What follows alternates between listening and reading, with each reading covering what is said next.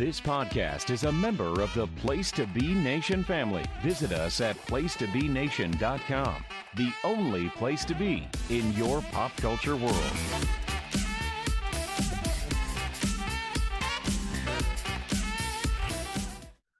Place to Be Nation. Adam Murray here, and only Adam Murray. We are nigh upon the 2025-2026 season, and Andrew and I need to lock in our votes. However, things came up, so I need these on the record because I'm going to forget them immediately, as I usually do. So it looks like it's just going to be me today, so good luck trying to get through my rambling for a good 10 to 15 minutes. I apologize in advance.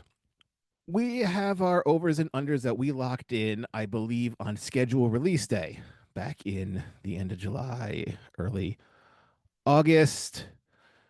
Obviously, some lines have slid since then, but for the most part, there's no point of saying we need to, go into that, lock into that, and things happen. Players get injured. We had last year, I believe, after the schedules were locked, and right before training camp or media day, you had that big Julius Randle, Karl Anthony Towns trade.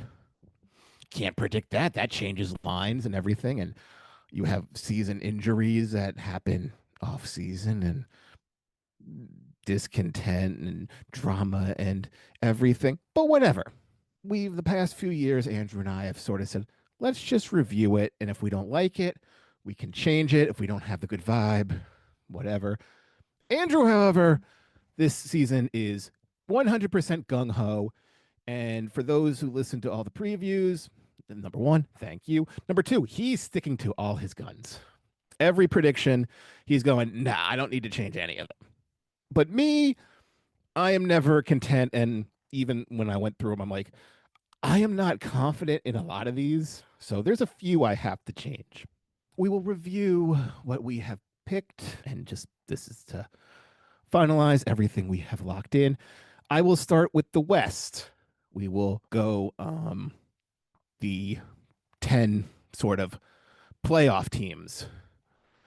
Oklahoma City, 62.5. I picked the under. Andrew picked the over. Houston, 55.5. I have the under. Andrew has the under. Denver is 53.5. We both picked the over. Oh, interesting thing about that. Like I said, we locked it in at 55.5 Houston because of the Van Fleet injury. And did the Durant trade happen before all this was locked in? I don't remember, but the line has actually slid to 53.5 from 55. So that's why, in a nutshell, why we're reviewing everything. Just a thing. And Denver went up a game because people are like, you know what, they could do. But yes, we both picked the over on Denver. Minnesota is 49.5. We both picked the over on that. Golden State and the Lakers, they were both 46.5. The going logic on that is you can't pick both of those teams. It seems to be you have to pick the Lakers to be the over or the Golden State. Both teams can't be over. Seems to be the prevailing theory, not just from us, which is what we had said in our previews, but seems to be sort of the consensus. You can't bet on both those aging teams. Golden State, I have under. Andrew has over. The Lakers, I have over. Andrew has under. I'm going to shift the Lakers to under. Given just they don't play defense. That is not they're not going to stop anybody. And if you have LeBron going out, which he's going to be, he's out till November. Okay, let's see that. Wait, that slides to December, and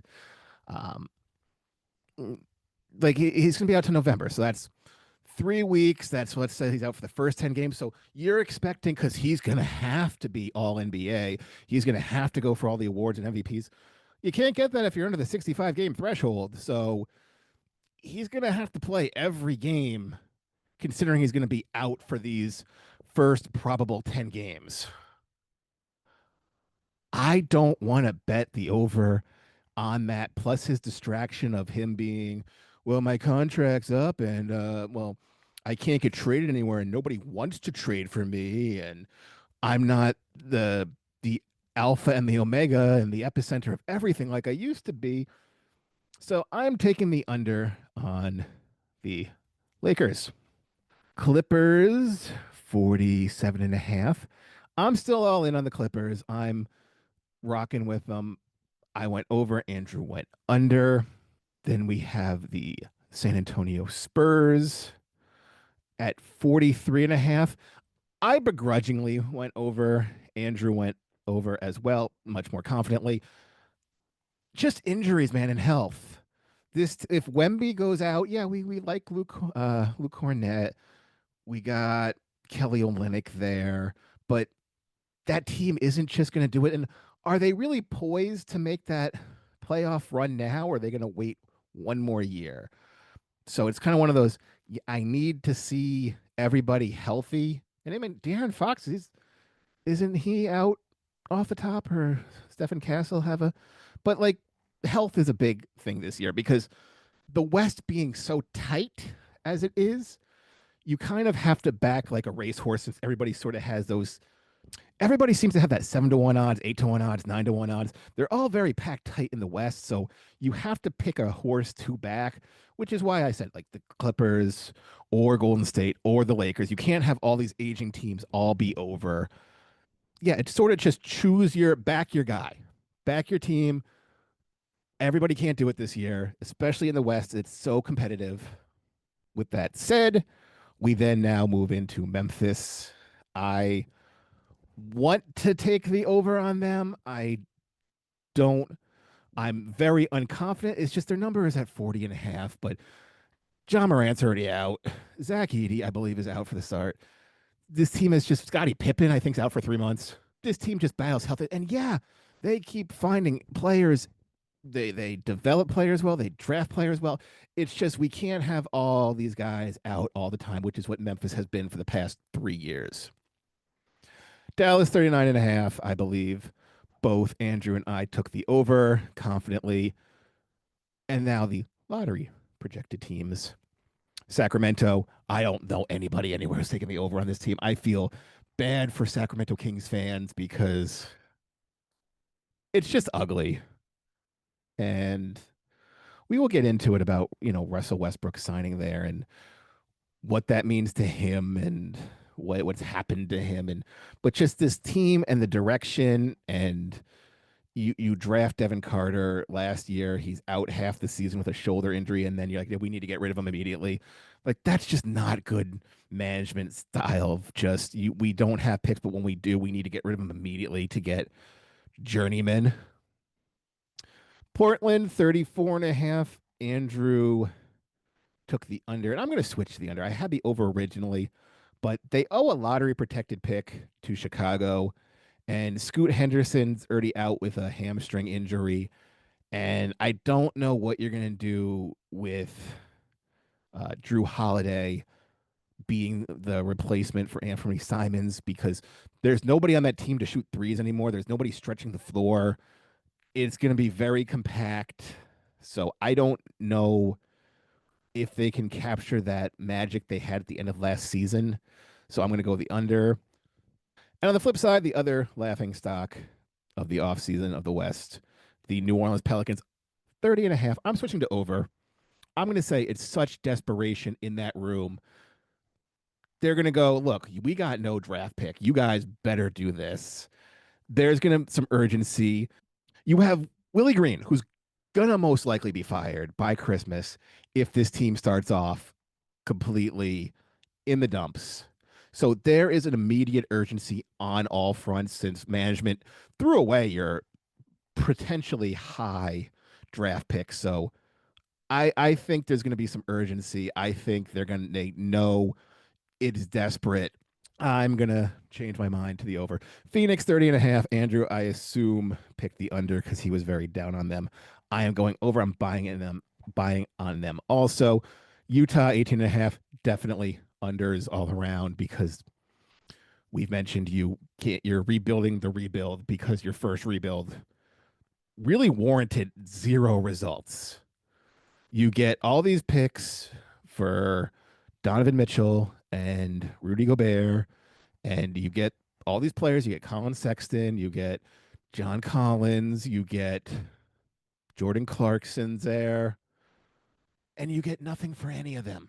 You said, oh, well, what do you want? You got to give us first for all these guys. And they wind up just giving them all away at the end because nobody wanted them. Nobody wanted to do any deals. So you're stuck with this. You drafting, we liked Keontae George and then he disappeared. We liked Isaiah Collier last year. And then we're going to bring in another point guard, draft one right behind you. You got Cody Williams, who was a high draft pick. Okay, here comes Ace Bailey, who, of course, they have to take him. He has the highest upside. You can't just get. I don't even know what position they would, looking down the line, like you have to reach for that. So your picks last year the last few years you got haven't really turned anything. So starting on day one, it sucks having to rebuild the rebuild, which is what we had to watch with Orlando for many years, tear it down repeatedly because it never worked. So on the East, let's just start with the bottom. Let's just keep going. Washington and Brooklyn, both 20.5. Andrew has the over for Washington. I had the over for Brooklyn. I'm just going to go unders on both. I want to be in on Brooklyn because Jordi Fernandez makes that team better. It's just when management and ownership has made a mandate of we want a high draft pick. Okay, I can see where we're shopping Porter. I can see Clowney getting moved. I could see Nick Claxton getting moved because his deal is very team friendly and you have a lot of teams who are in need of a center. So just throw a first Brooklyn's way and you can have any of these guys. Michael Porter Jr., like I said, could help a contender. Terrence Mann is a great sixth, seventh man. And if you're spending your time going, okay, Ben Seraph and Nolan Traore, one of you two guys are going to be the starting point guard. You guys got to battle it out. Igor Dremin, what do you got? We got 4 draft picks. We know 2 will work. We hope, I shall say, 2 will work. We know most likely 2 won't, as they just got rid of Derek Whitehead, who was one of their 2 first-round picks like 2 years ago. He was like a 22nd pick. So Danny Wolf and Drake Powell range, those high 20s, they're very hit or miss.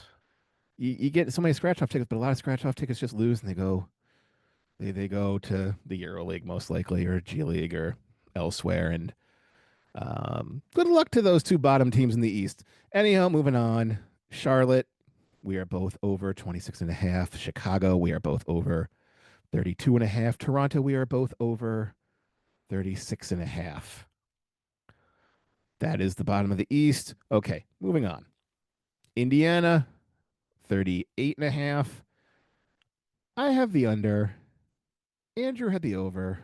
I want to move to the over because they know how to be a championship caliber team from last year. I just don't know if another injury happens to this team and they didn't replace Turner. Somebody goes out, we lose Mathurin or we lose TJ McConnell or Nemhard. I don't know. We're getting down to the emptiness of the bench. Miami's 39.5. I think I'm going to go under on them. Their feistiness always wants me to take the over. But you just look at this year's roster.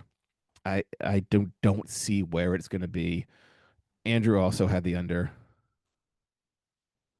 Philly, 42.5. I took the under. I am just staying away from that one at all time because you could tell me they can win 30 games. I'll be like, yeah, they can win 30 games. Or you could be like, they'll win 50 games. Yeah, they can win 50. It's just complete. I have no clue. Boston, I want to take the over so bad at 42.5 because that is a crazy team and that is a crazy coach. And I think Jaylen Brown is going to be angry and has something to prove because he really just slighted by the media all the time. Everybody's hating on him in his contract. It's not his fault. They signed the numbers. It's the why would was going to say no, I want to take less? Nobody's going to say that. So I want to, I just can't pull that trigger, and it's just disappointing. Milwaukee and the Antetokounmpo brothers, all three of them. Andrew, of course, has the under. I have the over. I'm still high on them. Detroit, 44.5. We both have the over. Actually, the line has slid in Vegas, moving up to opening night. Is already up to 46.5. So they are high on them. It's just that's another one of those teams that they've proved nothing. They had one good year. You have Jaden Ivey, who's already out. You lose Malik Beasley, who was your shooting, and you lose Tim Hardaway Jr., and you replace him with two other pieces. That doesn't always work with Karis LeVert and Duncan Robinson, who had just a very rough go in Miami at the end. He was very hit or miss. So they have a lot to prove. Atlanta 47.5. I have the over. Andrew has the under. Orlando, again, this is the team that everyone's anointed, who's proven literally nothing every year. 50.5, very high number. I'm still going over. Andrew has gone under. New York 52.5. We have both gone over, and Cleveland at 56.5. We have both gone over. So I flipped a couple picks. Andrew is just sticking to his guns. More power to him. Now we have the awards part, which we always go into. And it is kind of disappointing there's no discussion on it, because I always like hearing his crazy theories on things, because Andrew always throws a random curveball. Like, I remember him saying, what did he say? Like, oh, Amir Coffey could be sixth man of the year one year. Like, my predictions are bad. I always know. I back a losing horse. I buy into the trends. I bought into Phoenix and they failed me. I bought into the Clippers a few years ago. They failed me. I bought into the Knicks. I bought into Brooklyn and they failed me. Like, I just pick the wrong picks all the time. So I expect my picks to be very bad, as they always are. We are not doing predictions this year. We're going to get probably into that in our regular season stuff, but who knows what those will be. Okay, so MVP, it's not even exciting anymore, which, can we get into the just quick aside? There is no buzz around this season. Nobody cared that Oklahoma City won. Nobody loves this team. Nobody's like, oh my God, we have to watch them. The stories is just all Curry and LeBron and all the names that ESPN does. And that's well and good and all. But when you have every year, it's the same three names for MVP, the same three names for this. And you have, like we've mentioned, this, the West being very tight. You just pick your team and go with it. The buzz is not there this year. And it could just be because ESPN owns everything, and ESPN can't be promoting baseball and hockey and NBA all at the same time. But yeah, the MVP is Jokic or SGA or Giannis or Luka again. That's it. It's the same four names. Andrew has picked Nikola Jokic. I will probably pick SGA again or Jokic. I am completely not excited by any of it. Jokic, in theory, should be winning it every year, because his numbers, he's again putting up game numbers that I've never seen in the history of the league. Like, nobody's even done it. And it just becomes so passe because he makes it look so effortless. So probably Jokic. I'll just go with him. It's easier to say. The NBA Finals, which we do every year, and like I said, I pick the losing horse every time. Andrew has picked the Thunder over the Knicks. I think I'm going to go Denver over Cleveland. I think Cleveland, this has to be their year. They're the only ones who have spent. I mean, the Knicks spent, but Cleveland's like, we're double taxing it. We're at that excite bike red line, and we know the gas light's going to come on soon, or the overheating light's going to come on soon. So we're going for it this year. So I got to go with them. Denver, I got to go with, because they've have the deepest bench they've ever had. And if Murray can stay healthy, and if obviously okay, fine. If any team can stay healthy, that is a huge thing because last year Indiana stayed healthy the whole time until the end, and the injuries were just a killer last year. But I'm gonna go with Denver over Cleveland. Rookie of the year in a surprise move. Andrew has Ace Bailey from Utah. I'm just gonna go with Cooper Flag because he has so many other pieces around him. He'll get easy assists, and he's more suited to be rookie of the year, and everybody's already anointed it. Whereas Ace Bailey is just going to be throwing up any garbage shot he wants because Utah has nothing to play for this year. Most improved, Andrew has picked Andrew Nemhard from Indiana, which is perfectly fine. I had him as my third choice. I'm going to go with Amen Thompson, or you could say Reed Shepard, one of those two Houston Rockets who are now thrust into the starting role.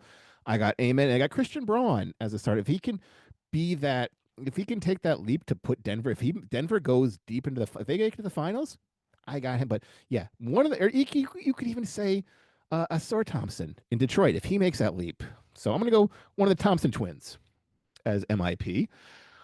Defensive Player of the Year, snooze, because we know it's going to be Wemby's every year. I would have asked Andrew for a secondary one, but I'd say maybe if Miami wants to say relevant, Bam Adebayo. But Wemby, by far, if he plays 65 games, the award is his. If not, then I perhaps should have taken the under on San Antonio. Clutch Player of the Year. I still don't even know what that even means. Andrew didn't pick anything. I picked Luka or Anthony Edwards. So, hooray for that award, which still makes very little sense. Sixth Man of the Year. I'm going with DeAndre Hunter from Cleveland because the best team and the best sixth man. Also, sneaky sixth man of the year, Anthony Simons, because he's just going to have carte blanche to shoot as many threes as he wants, and he can knock them down. So I can ski him easily scoring 20, 25 points in that, sort of that Lou Williams just heater role. Just go ahead, go out, shoot 10 threes. I don't care. Go do it. And he's going to definitely do it. So those are my pick and my sneaky pick. Sixth Man of the Year, Andrew has picked Ayu Dosunmu from Chicago in a surprise move. I wish he would defend that, but I don't know. Coach of the Year, he has picked Ime Udoka.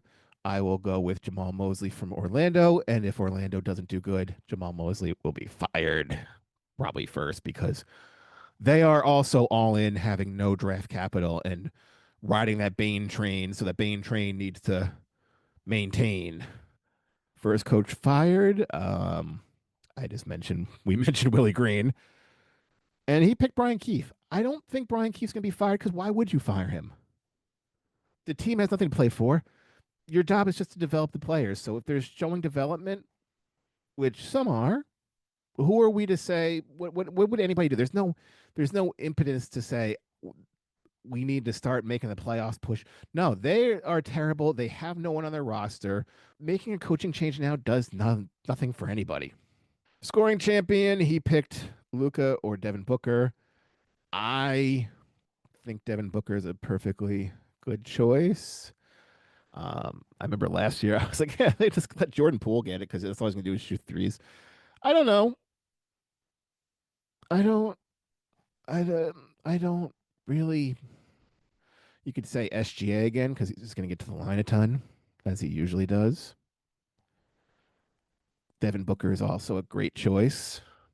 Kind of an easy one to make. Luka, I don't know because now he has to share it with other people. Anthony Edwards is talking like he wants to be the scoring champion because that's how he's going to stay motivated, is just by beating his scoring titles against bad teams. But it'll be interesting to see this season. Like I said, there's no hype for it, but for those like Andrew and myself who will tune into League Pass, and since I'm on the East Coast and I go to bed super early, I watch all those 7 o'clock games, which is usually Washington. and Philly and Brooklyn. Those are the early games that you're stuck with. I'm like, I watched, and Toronto. I watched more of those teams than I'd like to say. And I remember Detroit's losing streak. I watched like every game because that was like the only thing that was on. And I'm not, tune in to ESPN to go watch.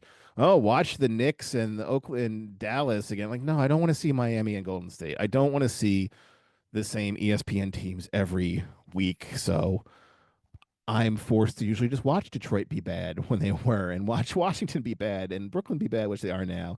But that's just what it is when you're a basketball fan, just hoping to find something in this very long season as things are getting kind of strange, as we've mentioned with the contracts and the rookie extensions and the second tax apron, which all the teams are like, yeah, we're just not going to pay anybody anymore.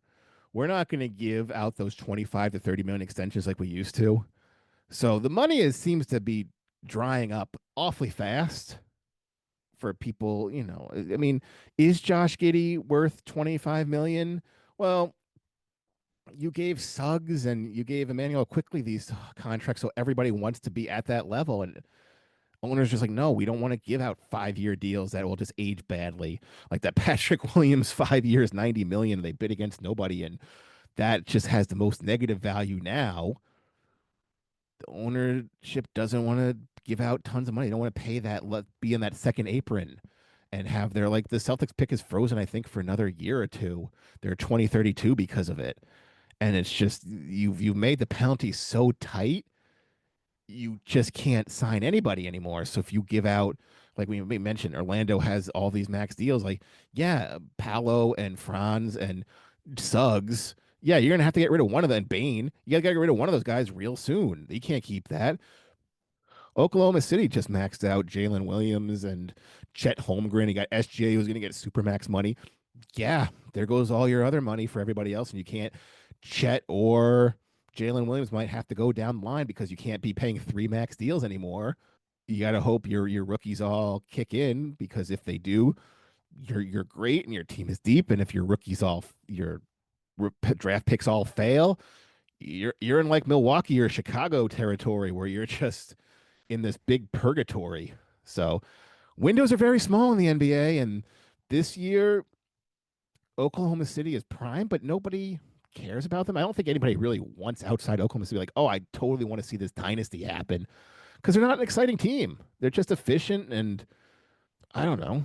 Andrew has them. I don't. I again apologize for me having to be solo on this and you having to listen to me this whole time. Andrew will be back next episode for sure to let me know what I picked wrong and why I picked everything wrong, as he usually does. But as always, thank you for listening. Enjoy opening week. Enjoy this season. All right. So for Andrew Reach and Absentia, I'm Adam Murray. Have a good one.